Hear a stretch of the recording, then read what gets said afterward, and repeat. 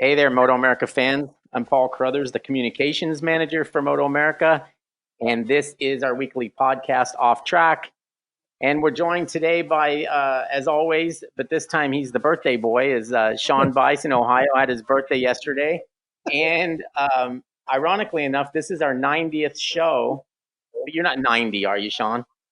No, not quite that. But if you turned, well, maybe one of those numbers upside down, it probably would be about right, which is a little hard for me to believe anyway. But I guess it gives us a little bit of a breadth of knowledge. You know, you can't have a lot of knowledge about the history of our sport and not be old, I guess. You know, it's unless you are really a big fan of history or something. But yeah, it's crazy. I can't believe it. I was born the same year as Wayne, and that's the thing. That's my claim to fame. But right now, I'm just a little bit older than him until October. So You got a year on me.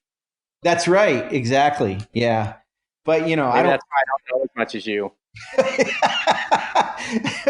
but, you know, it's crazy. I mean, I don't feel it. I know you don't either. It's just weird how things are about that stuff. But yeah, that's over and done with. Unlike my wife, who when it's her birthday, it's like a Mardi Gras. It goes on for weeks. For me, one day and I'm good. I'll move on from there. So, Um, but yeah, I'm excited about this podcast. Last week, I did a story about Twins Cup and how that series. Well, all of our classes are going a lot faster. You know, we saw Cameron Bobier break the track record twice at Road American Superbike, but we see that in every one of our classes. I mean, every year it's onward and upward, and every track that we repeat at, you know, the guys go faster. And in only 2 short years, that class is really doing well, and it's doubled in size.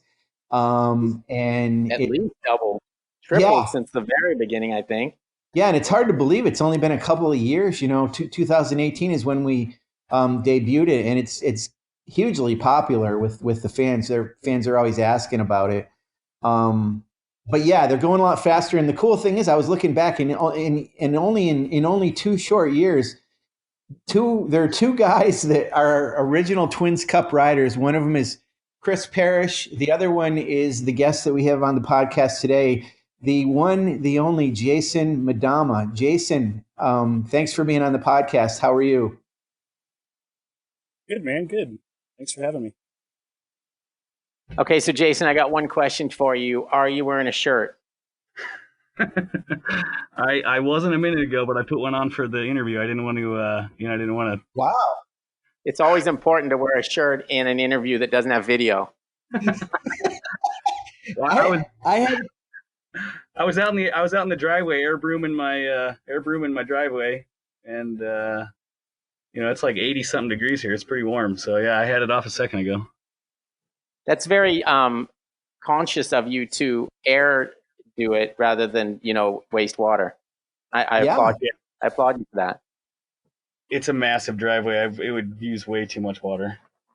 I got to laugh about the shirt thing because at Road America 2, I went down, got in the golf cart and went down and went out looking for these guys. And I find where Jason's set up I can see the crazy colors of his paddock area. And I pull up and sure enough, there he is. It's like, he's like the illustrated man. I mean, you can't really tell that he's not wearing a shirt because he's got so many tats. And I'm like, oh, he's got a patterned shirt on. Oh, wait, no, he's not. So I love it, and he even pointed it out. He goes, "Hey, look, I've been wearing a shirt." Um, so Jason, let's talk about this a little bit with you. In 2 short years, you're a veteran of Twins Cup and one of the originals. You and Chris Parrish, and it's been interesting these past 3 years. I mean, the first year you finished second and only lost the championship by 3 points to Parrish. You had 3 wins and 5 podiums. Last year, you didn't get any podiums, but you had said in the past it had to do with the fact that your program was a little different. It was kind of you doing everything by yourself, which because of circumstances you had to do. But this year, you've started off again like gangbusters. I mean, you're third in the championship right now. You got a third in the first race at Road America 1 and a fourth in the second race. So it's really, you've turned it around again to almost like you did that first year. Are you feeling better about your program this year? Yeah, I mean, I found some things that were wrong with my chassis setup, and over winter I did a little bit of testing. I was able to fix some of the problems that we were having with the bike, which is, obviously a little bit more confidence inspiring. And then the last couple of rounds, I've had people out there with me, so not as scared to, put it into the air fence and not be able to get home. So I definitely am a little bit more confident, and I'm just kind of having a little bit more fun with it this year. I mean, last year, like I said, I was a little stressed out because I was doing it all by myself, and I still am basically doing it by myself, but I have at least people that are coming with me that'll help drive my rig and take care of Tessa, the dog, if something happens to me. So it's in my head, it just feels a little better to go faster if I have people here with me. So kind of makes sense. And I looked at the lap times and stuff over the course of the this year versus last, and it looks like you must have had an issue in qualifying for race 2 or round 2 at Road America because you didn't go as fast. But in round 1, you were third on the grid with a 2:30.408, and that was like 1.29 seconds quicker than you'd gone the year before. So obviously, what you're doing is making a difference. Yeah, I mean, everyone's going faster, and just being able to follow, faster people makes you go faster, obviously. But yeah, I blew up I didn't really blow an engine. I blew a head gasket on my fast motor in the morning warm up or in the beginning of Q2, so I didn't really get a run of fast time. So I basically took my Q1 times from last round, and that's where I ended up qualifying, which was 9th, which was horrible. Definitely didn't help, but I was able to, I'm sure you guys saw the race. I was able to catch back up and battle with the boys for the podium. And if I wouldn't have made a mistake, I probably would have had a better chance of trying to get it up on the box. But it's so funny. I crossed the white flag thinking it was the checkered flag, and I was in third, and I was like super pumped. I was like, I did it. I timed it perfectly. And then when I crossed the start finish, I looked, I'm like, shit. I was like, that's not the last lap. And so I had a whole nother lap and I pretty much panicked. I made 3 huge mistakes in the last lap, which cost me big time. So. That was a crazy group of riders together. I mean, we thought you were going to get that last spot on the podium, and it looked like it was going to happen right up until the end, and it just was a matter of, I don't know, the draft and how many people were involved there, but it seemed like there were 3 or 4 riders at least that could have ended up with that, including you. Was that the case? Yeah, I think so. I mean, like I said, I crossed the last lap in third and was in and out of third to fit. I mean, there was I think it was Hayden Schultz and Cam Sook and Cooper and me and Standish, or who else was it? I think it was Trevor.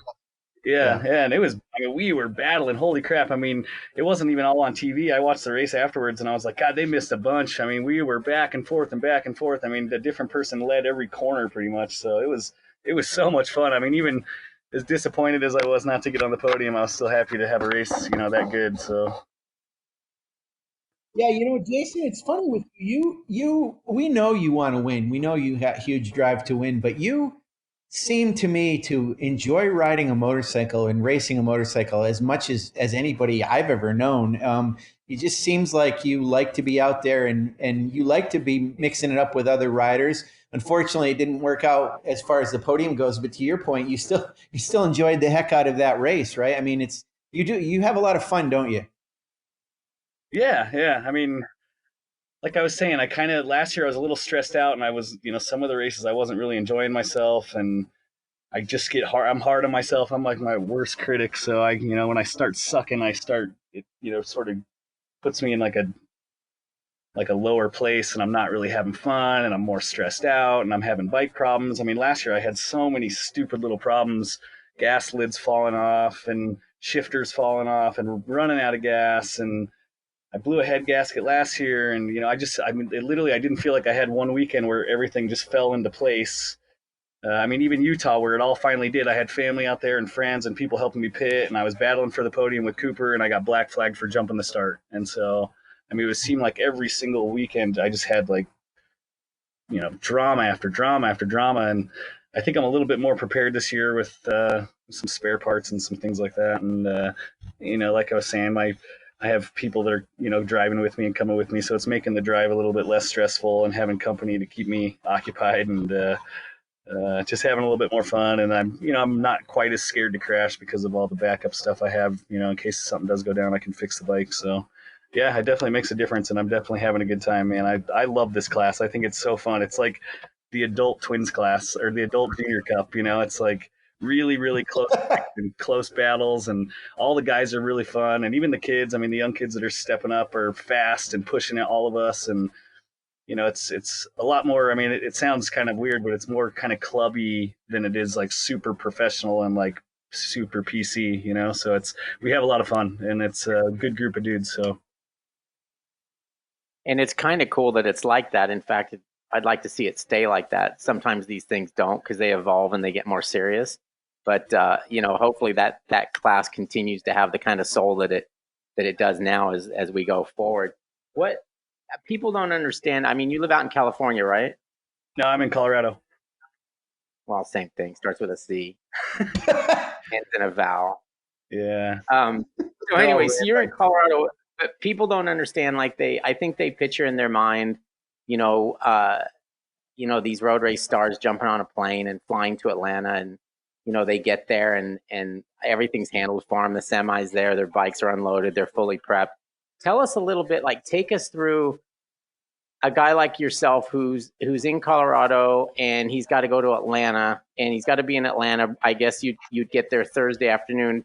Take us through like when would you leave Colorado, and like just fill people in a little bit on what that life is actually like, because it's not necessarily as glamorous as what people think. But then again, you obviously are able to throw in a lot of fun in that. So just kind of take us through like when you would leave and how that trip would work out, and once you get there, what it takes to make it all happen. I mean, there's kind of two scenarios like this for Atlanta. I left my trailer and bike and everything in Chicago. I have a friend that lives there, and so I was able to park it and fly home and hang out home, but with leaving all my stuff out in Chicago, and it was only a couple hours from Road America. So after like for example, the first round, I left. We don't move in till Thursday. I left Sunday. I mean, I gave myself ample time. I only drive maybe 5 or 6 hours a day, and I stop and eat breakfast and lunch and dinner and hang out with Tessa and go for walks and walk around and check out the scenery. And I try not to stress myself out, driving 8, 10, 12, 15 hours in a pop. And so I spread everything out so I'm not driving a lot, and I don't skimp when it comes to like I'm in a toy hauler, so like I'll stop at like a KOA somewhere I can plug in and take a shower and maybe do some laundry, and so I try and keep the driving part of it as less stressful as possible. But when we get to the track on Thursday, we have an allocated time that we move in, and that same day you also have to make sure you have tires for P1 for the next day. You have to make sure your bike's teched. You have to make sure all your gear and helmets and boots and everything are teched. And I don't have a crew guy. I do all that stuff on my own. My crew guy actually is Dustin Apgar that works for Dominic Doyle and BartCon. And he just he's a good buddy of mine. So, he's not like a hired hand. I can't really tell him what to do. So he just does it just because he's my good friend, and he doesn't want to see me just struggling out there all by myself. And so, so he's helping me. And then, like I said, this round I got another buddy that's from Colorado that's coming out with me, and we're flying into Atlanta or into Wisconsin and picking up. I actually bought a new motorhome. So when I show up to the Road Atlanta race, I will have a new rig. So I'm pretty pumped about that. Nice. Wow, that's great. But yeah, I mean, yeah. I set up my own canopies. I do my own tires. I always change my oil every weekend twice, and I go through every nut and bolt and double check all the rear set brackets and clip-ons and make sure everything's how I want it. And I clean the fuel pump because we have to run this tire or tank foam that kind of deteriorates, and so I go through and make sure the fuel filter's clean. And I just try and like they say, good preparation creates good performance. So I'm just trying to make sure the bike's dialed and I'm dialed, and I'm trying not to drink too much so I don't have a hangover. That's actually, I didn't know that Dustin was working with you. That's really good. He's a terrific guy. I know a couple of years ago he worked with oh my gosh, the other guy from Phoenix in Junior Cup. I can't even love John, that kid. John or whatever. Yeah. Yeah. How could I not know his name? He's the same fucking same first name as mine. Dude, that was Sean Bice's first cuss word on a podcast, and he went with the F-bomb. Nice. Well, hopefully nobody will hear it because you're going to take it out. No, I'm not. I'm going to turn it up. Well, hammer's on, man. You got to cuss on. There you go. True, you do. Well, let me get past that. So anyway, but Dustin's a good guy, and of course, the thing I remember about him is at Daytona with Jody Berry when he had got his foot caught in the chain, and Jody helped Dustin, right? And I mean, he's still got a little bit of a limp from that, I think, but he's a good guy to have in your corner, Jason. That's awesome. I want to ask you about. Go ahead.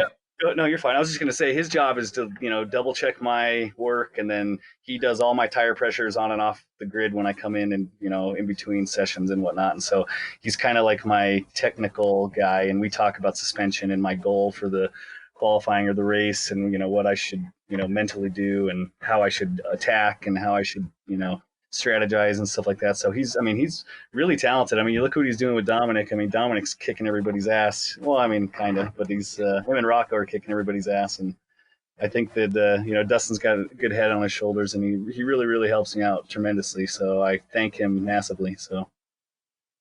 Yeah, that's great.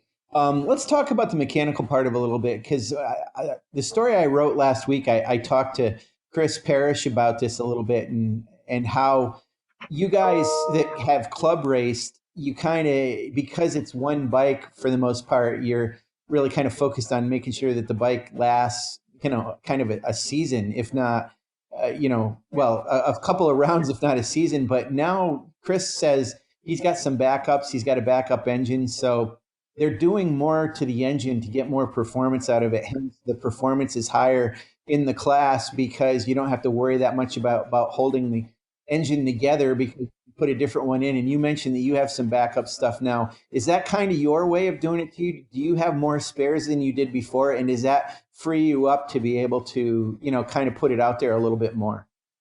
Well, yeah, I had the same number of engines last year, and thank God I did, because like I said, I had some issues with one of them halfway through the season or so. But yeah, man, I mean, I got a full set of bodywork that's wrapped and ready to go in case I crash, and spare subframe and spare set of wheels and a spare engine and spare mainframe and a couple different ECUs, and just in case something goes wrong, a couple batteries and a couple radiators. And so yeah, I mean, that definitely, like I said, is confidence inspiring.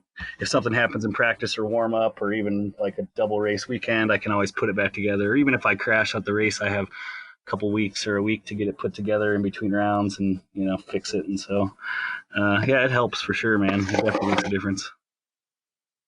And you've been consistent with racing a Yamaha since the beginning. Do you think, in the time that you've raced the MT-07 or FC-07 base for your bike, is it at the point now where you've gotten pretty much everything you can out of it, or do you feel like there's still some more that you can possibly extract from that platform? I mean, as far as power, there's definitely more, but like you said, it starts to get a little temperamental. So we built a motor that's reliable.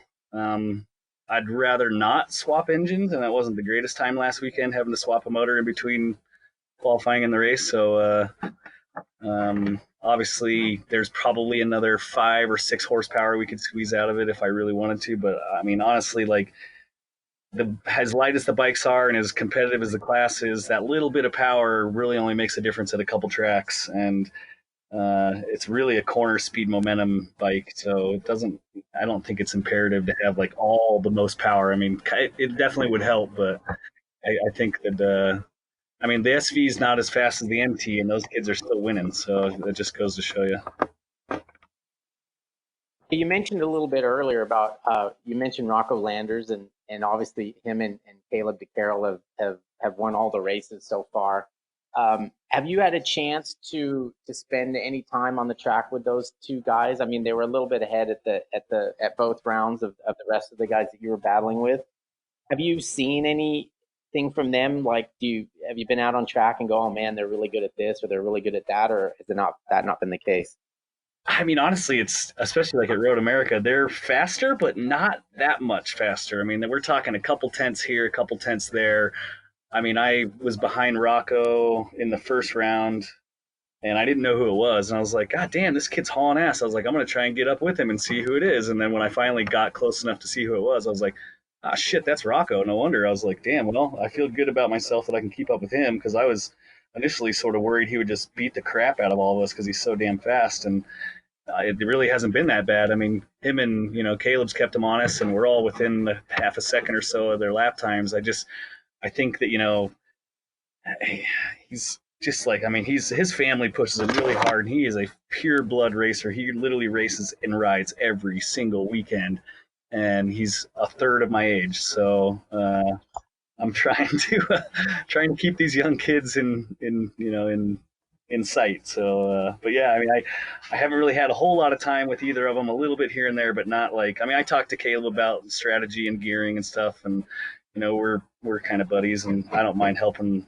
him and talking about different gear points and shifting, and we help each other by talking. So, like I said, I'd rather beat him on track than have something happen and not be able to race, or just have him make a big change in the bike that isn't going to help them where we can't actually have a battle. I'd rather just have it be a good, fun race, and even if I end up 7th or 5th or 3rd or whatever, it's still fun just to race, So It's kind of amazing. I'm sure you feel the same way I do when you look at those kids. Well, like Rocco, especially. I mean, he's 15 years old, and when you watch him on the track, you don't even think of him as being that age.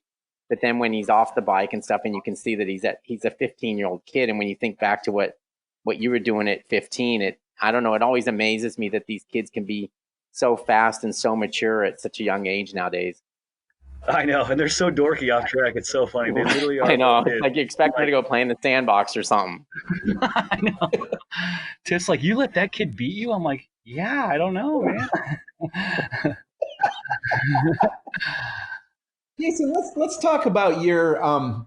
We've run some of your videos that you've sent us, and send us more, please, because your stuff is great. But you're always seemingly working on something, and it's usually smaller bikes. You seem to enjoy the small bikes, and maybe do you go on kart tracks and train? And do you have a couple of small bikes that you like to play around with a lot? Oh yeah, I mean, that's what really taught me how to go fast was riding mini bikes. I was decently quick on a 600, and when I started, in 2003, it's been a long career. But I started racing 250s and R3s like in 2010, and so I mean, a long time ago, 10 years ago, and it changed the way I rode. I always had the balls to go fast on a bike, but I didn't know the concept of like carrying corner speed and trail braking and momentum and consistency and all that kind of thing really gets magnified huge when you're riding little tiny bikes. So, I was just talking to somebody yesterday. We raced mini motos on Sunday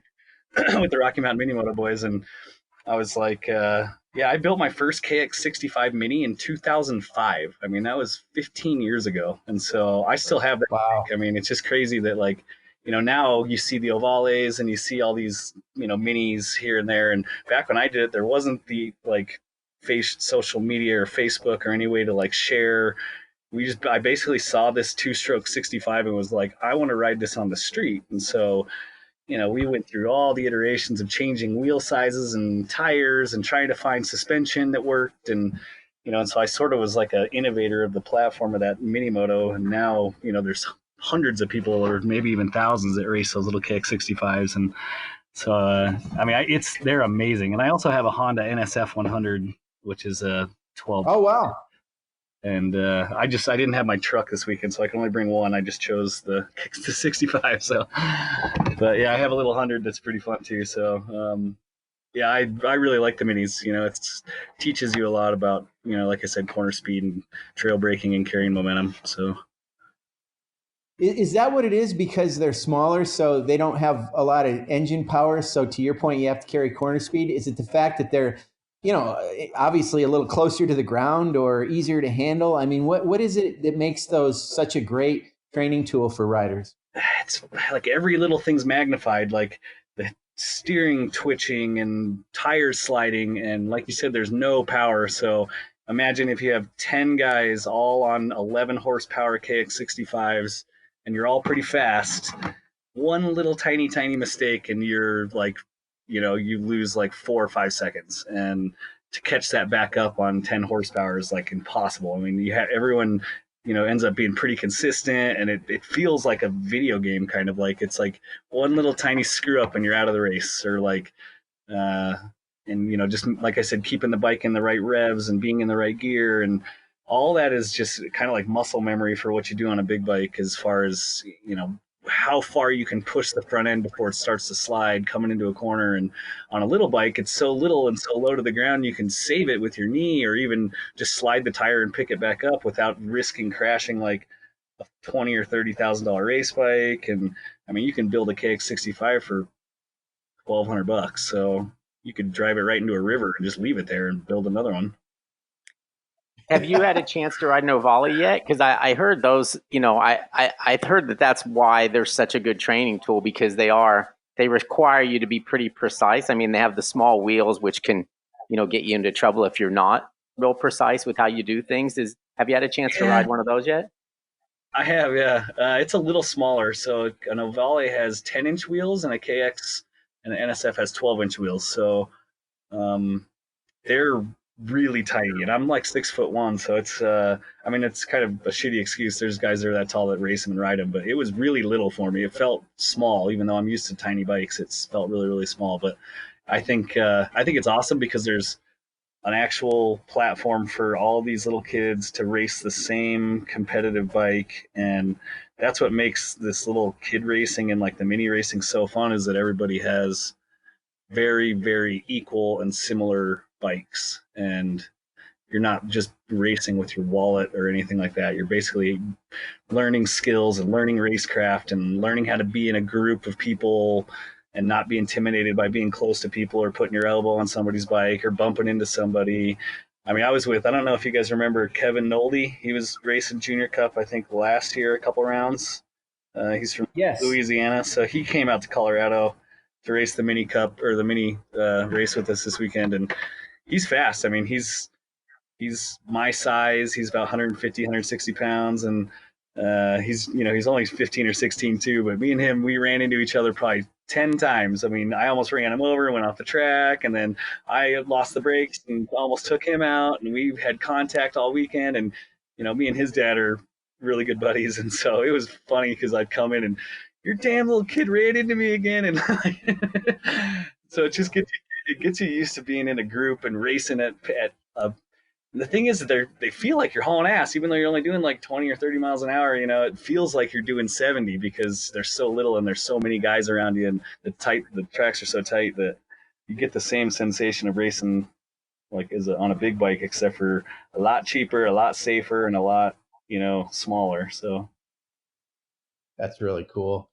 Jason, hey, I want to change it up a little bit and talk. I was happy to see your wife, Tiff, was at, I can't remember. I think I asked you if she was at round one. I don't remember if she was, but I know she was at round two because I talked to you guys. But I know she doesn't get to a lot of the rounds because you guys have a bridal shop. And amid this whole situation with COVID, I hear all these stories about people that aren't really getting married, or they're putting off they're having engagements and putting off their dates or something. How has that business been for you guys in the bridal shop? Is it been affected a lot?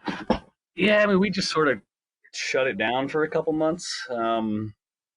Tiff, oh wow, yeah, Tiff had to have surgery, and so it was kind of good timing. She could recover and chill, and we opened up by appointment only about a month ago, and her managers and employees have been really good about keeping it rocking, and it's doing okay. We're probably at like 30% of what we were when this all went down, but it's enough to keep everything afloat and still put a little money in our pockets. And it's, girls are funny, man. When you talk about wedding dresses or weddings, it doesn't matter if the fucking world's on fire. They're getting married, man. Like,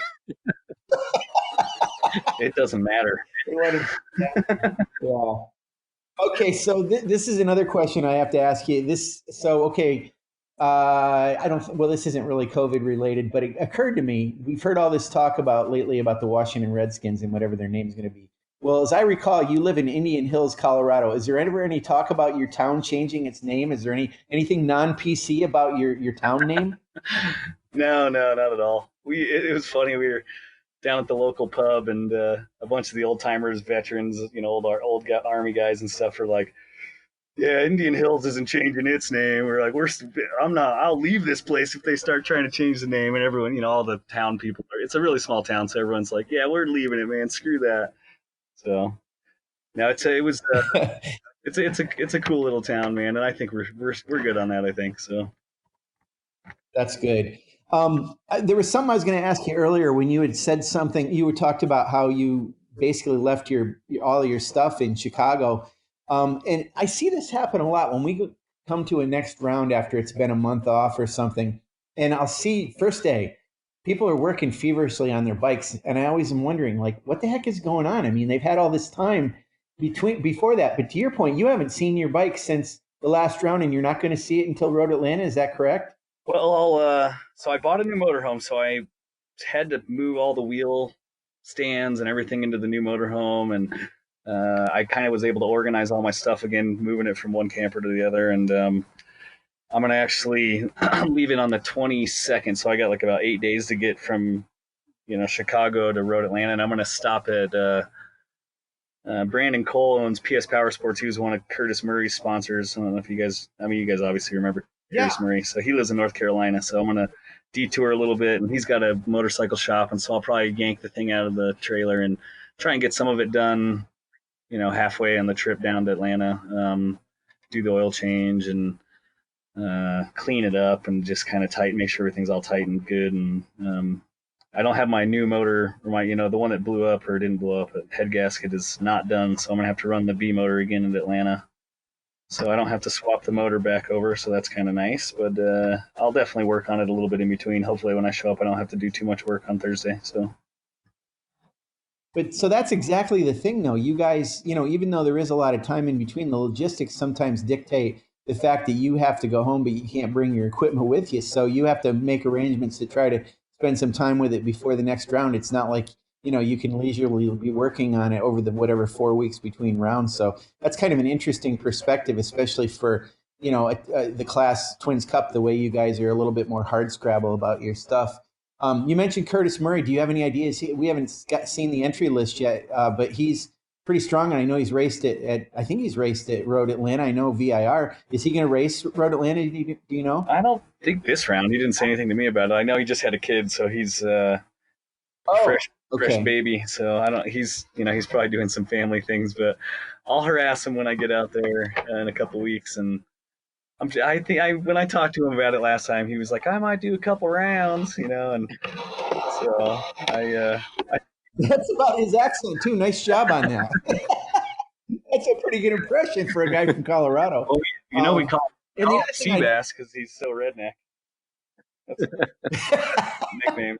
The other thing I was kind of delighted to hear from you is the fact that I wouldn't have known that you hang out or good friends with Kaleb. He's a good kid. It's just, thinking about you two guys, I would think it's almost like you're in different circles of people or something, but that's the thing I love about the classes. There's such camaraderie up through, regardless of, I guess, background, certainly age, anything like that. You guys have a real nice brotherhood and sisterhood. If Danielle Diaz would come back and race in that series again in that class, but it's cool for you guys to do that. Kaleb's cool, man. He's we're definitely different, cultures of people for sure. I mean, he's very, very clean cut, but we talked way before the season started about setups and bikes, and he was telling me he was wanting to do the twins class, and so we talk, on social media and text, just like we talked for all the time. And so, the last two rounds we were pitted right next to each other, so we were able to walk back and forth and kind of collaborate and talk. And like I said, we talked a little bit about gearing and just, how we feel and how the track feels. And I mean, he's fast, so, I don't mind following him around and learning something. And he's definitely way more structured and motivated and training and in shape and all that. So he's a good dude to follow. So. Well, speaking of training, I wanted to ask you about this before. Do you train? Do you do anything do you run or bicycle or anything? Hell no. But you must have pretty high metabolism though, because you're a very thin guy. I mean, you don't have issues, that's for sure. After Christmas, I was like 170 pounds, and I dropped to 155. So I started like watching what I was eating and drinking less beer and riding my mini moto. The mini moto is actually killer training. I mean, you can beat yourself to death on that thing. I mean, we ride from 11 a.m. to 5 p.m. 10 sessions, 30-minute sessions, and all of us are battling and back and forth, and So the Mini really, really is a good trainer. And but yeah, I've always been skinny, so I do okay.